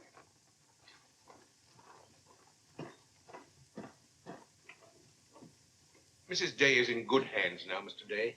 There's nothing you and I can do at the moment to help. Dr. Lloyd. Yes? There's something that's troubling Mrs. Day's mind. Oh? I think you know what I refer to. Yes. You mean the fact that you've never been baptized? Yes, I gathered that you knew about it from your sermon last Sunday. But let's not get angry. I think something had better be done about it. Yes, Mr. Day? When the doctors get through up there, I want you to talk to Mrs. Day. I want you to tell her something. Why, I'd be glad to. You're just the man to do it. She shouldn't be upset about this. I want you to tell her that my being baptized would just be a lot of confounded nonsense. But, Mr. Day... No, she'd take your word on a thing like that. And we both must do everything we can to help her now. But the solution is so simple. It would take only your consent to be baptized. That's out of the question. And I'm surprised that a grown man like you would suggest such a thing.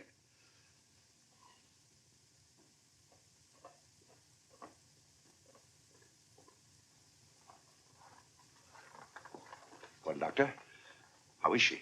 What have you decided? Is there a room we could use for our consultation?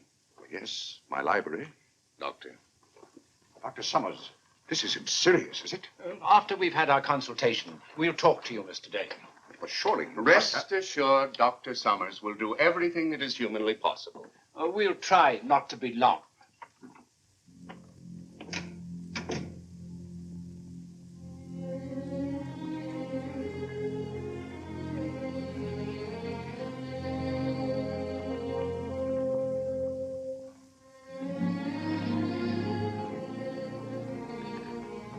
Tell me, this Dr.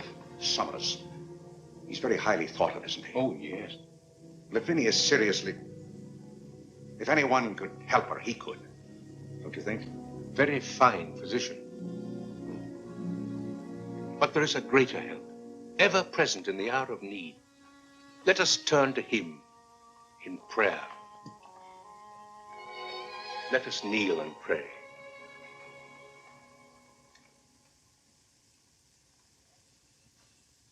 Let us kneel and pray.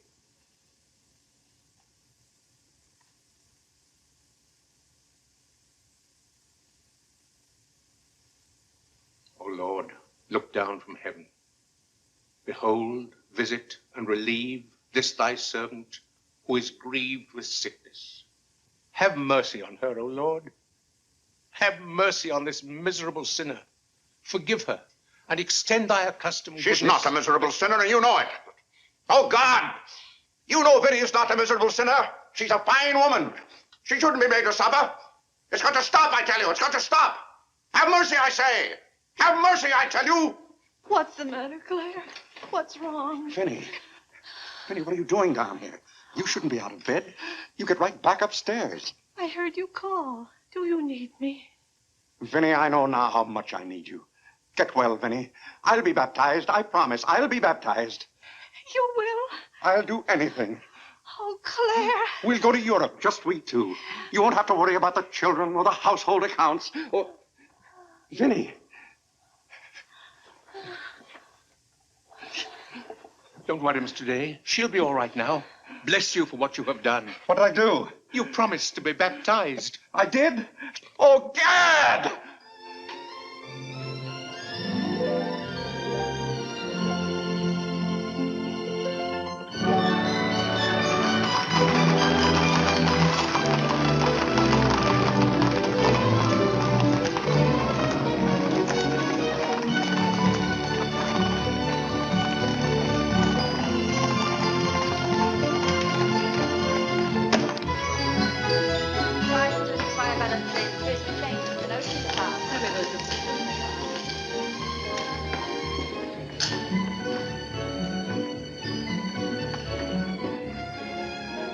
Isn't it drafty here, Mother? Shall I get your coat, Mother? The No, doctor said thank you you. mustn't take cold. I'm quite comfortable, thank you. Come on now, let's stay together. Holland, don't you get lost again. Aren't the hats lovely this year? Ostrich feathers. You wouldn't wear that hat, would you, Mother? I think that's very pretty. I think they're all pretty. Oh, I do need some pink silk thread. Oh, isn't this applique beautiful? Just arrived from Paris, madam. It's charming. What are you looking for, Mother? Oh, I'm just shopping. I think I'll just take a plain one. But this is the very latest. We've only had them in a few days. Remember, Mother, this is your first day out. You mustn't get too tired. No, I'm saving myself, dear. I have to. Cousin Cora's coming tomorrow. She is? Does Father know about it? Not yet. Is Mary coming too? Yes, dear. Holland, don't touch things. I'll bet you knew it. No, Look, I'm Mother, excited. just like Father's. Not tomorrow. Yes, it is, isn't Aren't it? the sleeves a little long? Exactly fits well like across the yours. shoulders. Come on now, Holland. Now take about my the hand. sleeve. Don't get lost again. Do we have any more of this material? Yes, we do. Store doesn't Thank you. like you to touch things. This one is genuine imitation Dresden. The original design by Duryea. John, isn't this the darlingest thing? It's exactly what I've always wanted. How much is this lovely pug dog? $15, ma'am. $15? Gee whiz, Mother. We can buy a real-life bloodhound for $5. Oh, isn't he perfectly adorable? Oh, I shouldn't. I know I shouldn't. Mrs. Day. Oh, Mrs. Whitehead. How nice to see you. Are you quite recovered? Almost. This is my first day out. We've missed you at the church. You remember Mr. Morley? How do you do, Mrs. How do you do? Mr. Morley preached the Sunday Dr. Lloyd was ill. Oh, yes. I can't tell you how much I enjoyed your sermon. Even my husband enjoyed your sermon. We've just come from the board meeting of the foreign missions. I'm taking Mr. Morley home to lunch. I had to drop in here to pick up a purchase. I won't be a minute. Is your parish in the city? Yes, it's on the outskirts. My church is in Audubon Park. Oh, way up there. Oh, are you acquainted in Audubon Park? No, I don't believe we know a soul there. Mr. Morley, would this be possible? My husband, Mr. Day. If we lower the collar, it'll be a very fine fit. You won't find a better suit of clothes in the city for $15. Oh, it's not the price. It's the money. Thank you for holding it for me. You're welcome. Goodbye, Mrs. Day. I hope we meet again soon. Goodbye. It was very pleasant meeting you again. I think it was divine providence. I shall be delighted to be of service. Goodbye, Mr. Morley. Goodbye. May I work it? Oh, no, it's against the rules.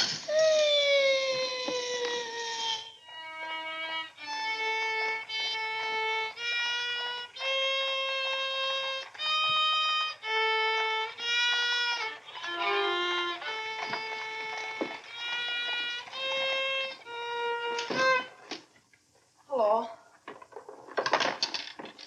What did you bring home more medicine for? Dr. Bartlett paid us off, didn't he? Oh, yes. Oh, Jiminy, you scared me. I've got to take $15 right down to McCreary's. I bought a suit there this morning, and I said I'd have the money this afternoon. Gee, that's too bad. What's too bad? Well, you see, Clarence? What?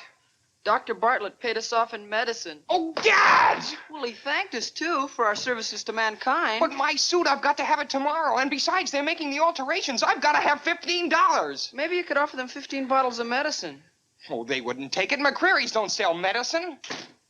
Father. Vinny, I'm home. Good afternoon, sir. How's your mother, Clarence? Oh, the ride this morning did her a lot of good. She'll be well enough to go to church with us next Sunday. Ah, fine. Oh, Father, have you noticed I haven't been kneeling down in church lately? Don't let your mother catch you at it. Then I have to have a new suit of clothes right away.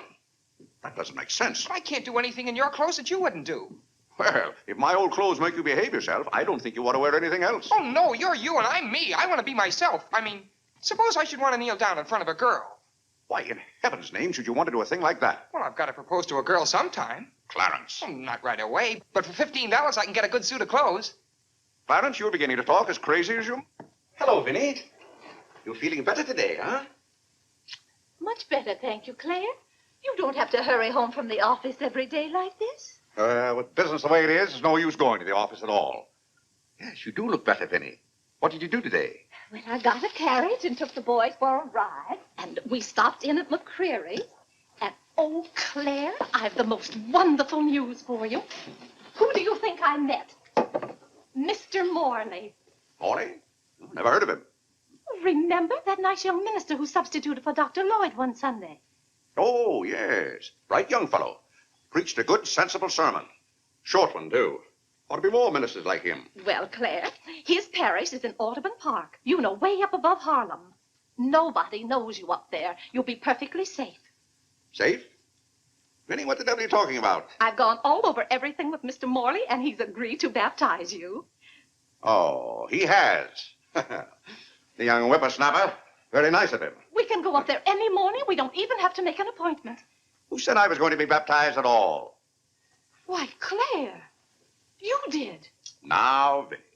You gave me your promise, your sacred promise. You said I'll be baptized. I promise I'll be baptized. Well, what if I did? Claire, aren't you a man of your word? Vinny, we all thought you were dying. So naturally I said that to cheer you up. As a matter of fact, the doctor told me that's what cured you. Well, it seems to me pretty ungrateful of you to press this matter any further. My being well has nothing to do with it. You gave me your word.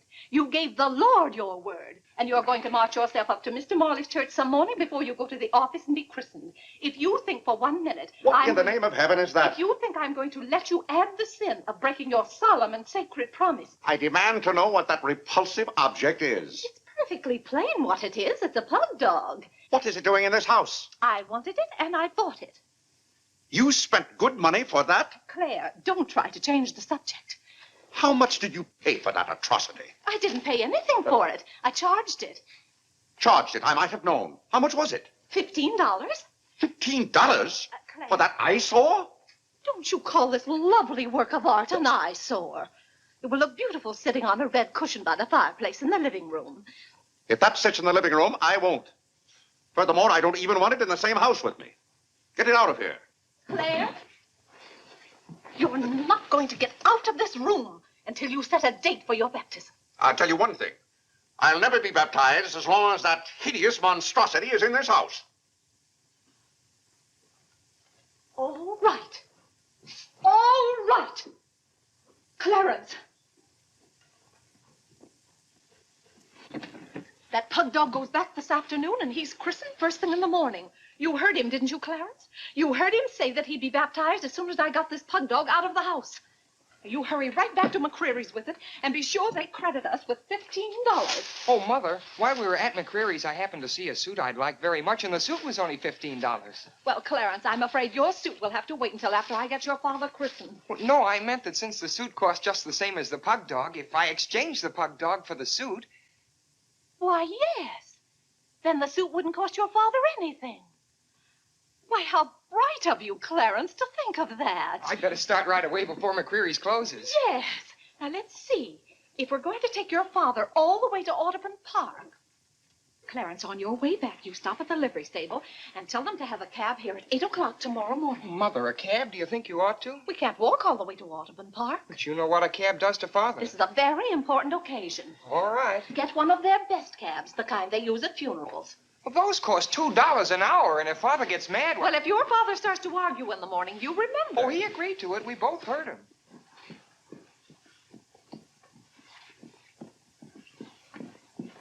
I hope you notice Clarence is returning the pug dog. Well, that's a sign you're getting your faculties back. Don't dawdle, Clarence.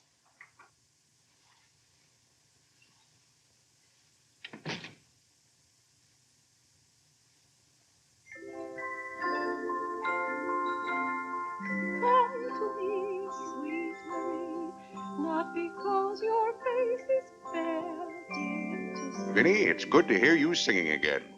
But your smile so pure and sweet makes my happiness complete, makes me falter at your feet, sweet Marie.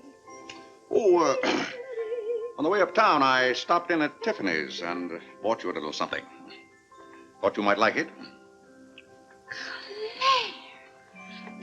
What a beautiful ring! I'm glad if it pleases you. Oh, Claire, how sweet of you. I don't know how to thank you. Well, it's thanks enough for me just to have you up and around again. You know, when you're ill, Vinny, this house is like a tomb. There's no excitement. That's the loveliest ring you ever bought me. Now that I have this, you needn't buy me any more rings. Well, if you don't want any more... What I'd really like now is a nice diamond necklace. Vinny, do you know how much a diamond necklace costs? Yes, I know, Claire, but don't you see, your giving me this shows I mean a little something to you. Now, a diamond necklace. Good heaven. If you don't know by this time how I feel about you. We've been married for 20 years, and I've loved you every minute of it. What did you say, Claire? I said we've been married for 20 years, and I've loved you every minute of it. But if I have to buy out jewelry stores to prove it, if I haven't shown it to you in my words and actions, well, I might as well... Well, what have I done now? It's all right, Claire. I'm just so happy. Happy? You said you loved me. And this beautiful ring, that's something else I didn't expect. Oh, Claire, I love surprises. Well, that's another thing I've never understood about you, Vinny. Now, I like to know what to expect. Then I'm prepared to meet it. Yes, I know, Claire, but life would be pretty dull if we always knew what was coming. Well, it's certainly not dull around here. In this house, you never know what's going to hit you tomorrow.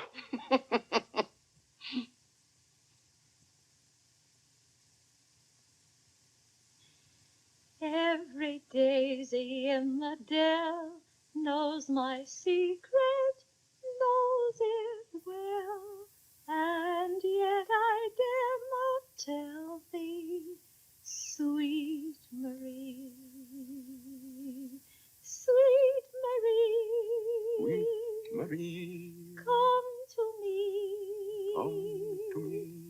not because your face is fair, love to see. love to see. Every daisy in the dell knows my secret, knows it well, and yet I dare not tell, sweet Marie.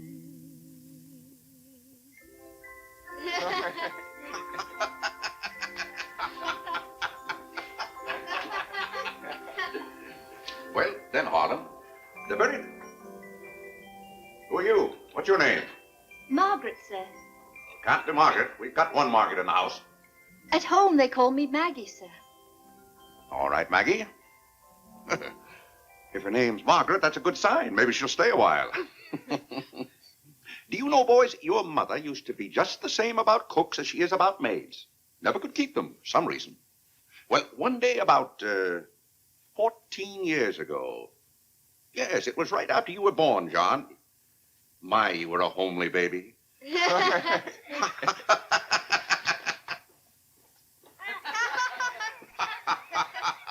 Thank you, Margaret.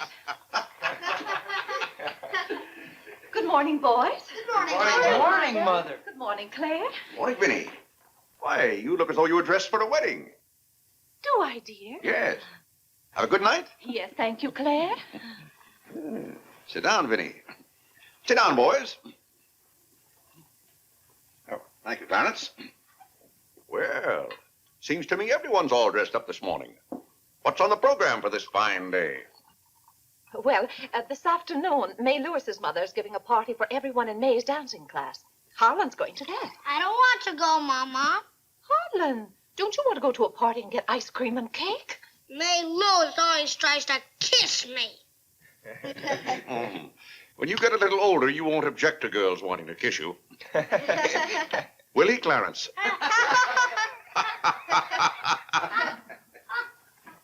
This is for you, Mr. Day. Where shall I put it? Oh, that's for me, I think. Take it upstairs, Maggie. Wait a minute, Maggie. Bring it here. Let's see it. See, it's for me, Father, Clarence Day, Jr. Let me look. Well, that's from McCreary's. And it's marked charge. What is it? Claire, it's all right. It's nothing for you to worry about. Well, at least I think I should know what's being charged to me. What is it? Claire, stop your fussing. It's a new suit of clothes for Clarence, and it isn't costing you a penny. It's marked charge $15. It's costing me $15. And I told Clarence... Claire, can't you take my word? It isn't costing you a penny. I'd like to have you explain why it isn't. Because Clarence took the pug dog back and got the suit instead. Of course. And they'll charge me $15 for the suit. Nonsense, Claire. We gave them the pug dog for the suit, don't you see? Then they'll charge me $15 for the pug dog. But, Claire, they can't. We haven't got the pug dog. We sent that back. Well... But... Well, now, wait a minute, Vinny. The suit... Well, there's something wrong with your reasoning. Well, Claire, I'm surprised at you when you're supposed to be so good at figures. That's perfectly clear to me. Vinny, they're going to charge me for one thing or the other. Don't you let them.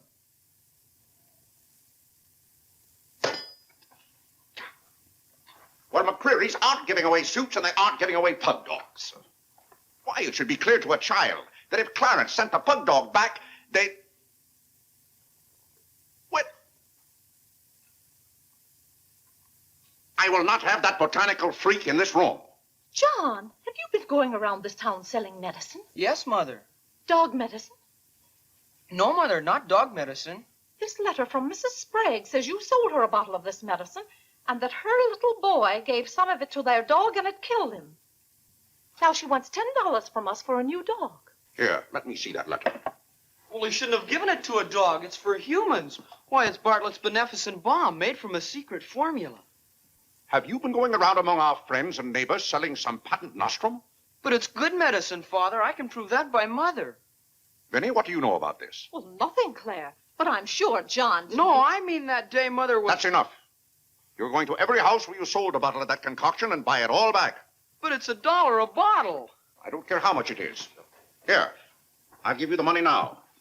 How many bottles did you sell? 128. 128? Claire, I always told you John would make a good businessman. Young man, you'll have to come down to my office with me. I'll give you the money to buy back that medicine. $128. And $10 more for Mrs. Sprague's dog. That's $138. Thank you, Vinny. But it's all coming out of your allowance. That means that you'll not get another penny until the whole $138 is paid up. I'll be 21 years old. Oh, Gad! What's the matter, Claire? What's wrong?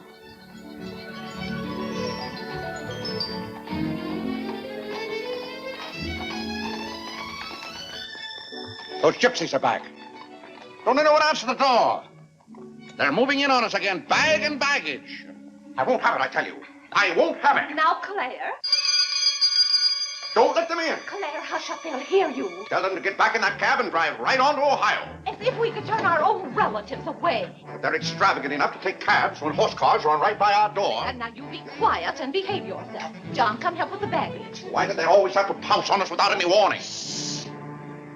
Cora, Mary.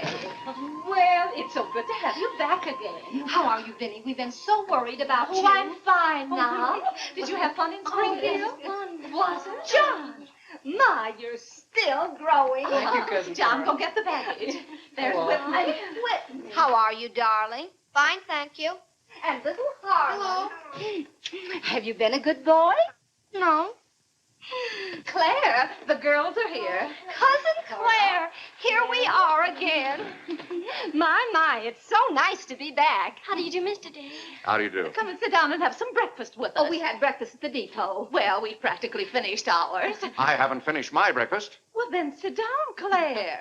Come and have a cup of coffee anyway. Oh, thank Mary, you, sit over Vinny. there. Cora, Maggie, clear those places. My, this seems so natural. Claire, don't let your kippers get cold. Maggie, serve some coffee. Yes. Where's Clarence? Well, he must be upstairs moving his things so you can have his room again. Oh, Vinny, we can't stay overnight. Grandpa Ebbs has been sailing very fast, and that's why I have to hurry back. We're leaving on the 5 o'clock train this afternoon. Well, Cora, it certainly is good to see you again.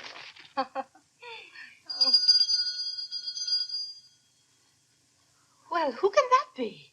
Well, this time it can't be another special delivery letter for Clarence.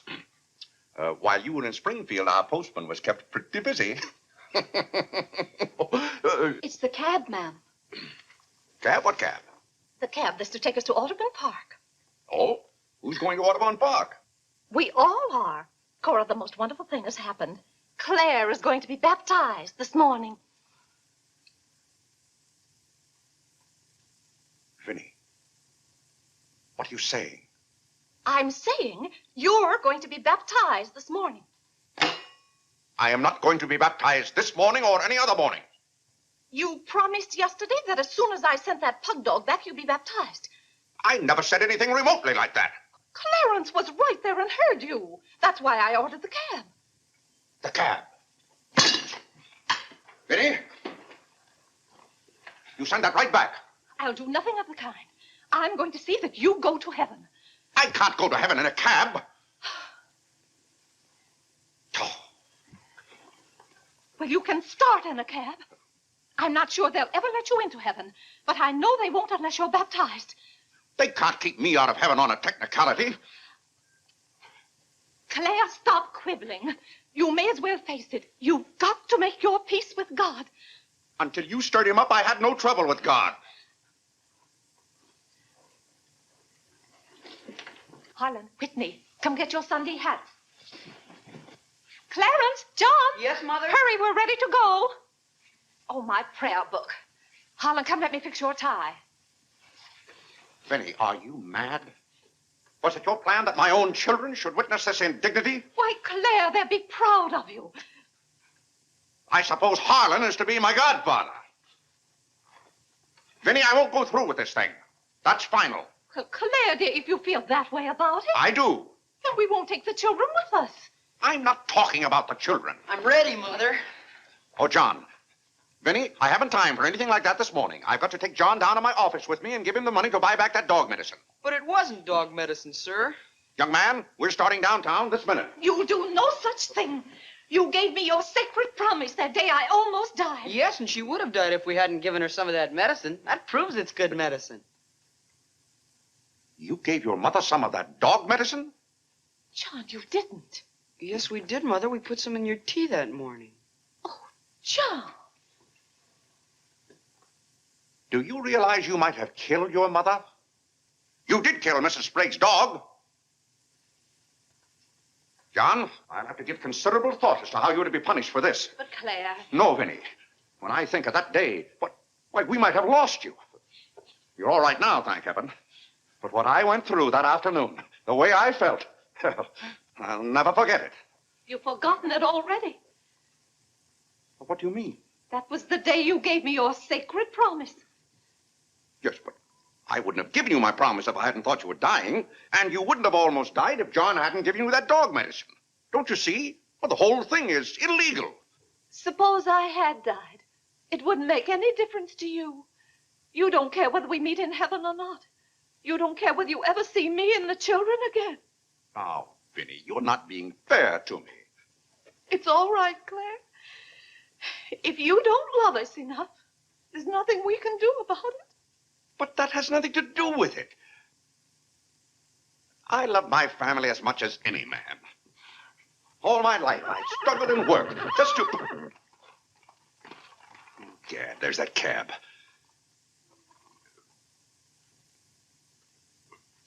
Vinny, you're not well enough to go all the way to Audubon. Oh, I'm well enough if we ride. But that trip would take all morning. And those cabs cost $1 an hour. This is one of their best cabs. This costs $2 an hour. Well, then why aren't you ready? Get your hat on. Oh, tarnation! Hallelujah! Amen! Young lady, if it hadn't been for you, no one would have known whether I was baptized or not.